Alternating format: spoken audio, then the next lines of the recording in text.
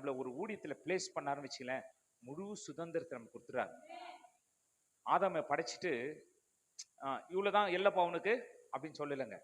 நீ எதுக்கெல்லாம் என்னென்ன பேர் இடுகிறாயோ அதுதான் அவங்களுடைய பேர். நான் பேர் வைக்க மாட்டேன், நீ தான் பேர் வைக்கணும். அப்ப நான் சுதந்திரம் எப்படி சொல்ற, விட்டுட்டு படைச்சிட்டு என் அதிகாரம் உனக்கு கொடுக்குறேன், என் ஆளுமை உனக்கு, என் சாயல் நீ சரி, என் அண்ணனை செய்யணும், அதெல்லாம் ஃப்ரீடமா நீயும் செய்.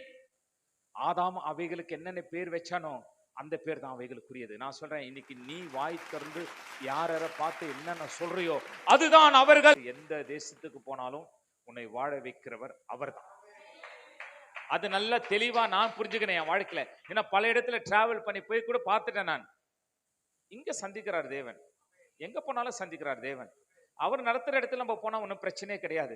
அவர் நடத்தாத இடத்துல நம்ம உள்ள ஒரு கற்பனை ஓடும் பார்த்தீங்களா, இது செஞ்சா நல்லா இருக்கும், அது செஞ்சா பெரிய ஆளெல்லாம், இது செஞ்சா இல்லை, இது மேல எல்லாம் நம்பிக்கை வைக்கிறத காட்டிலும் கர்த்தருடைய வார்த்தை மேல நம்ம நம்பிக்கை வச்சோம்னா நம்ம பிழைப்போம். ஹல்லேலூயா.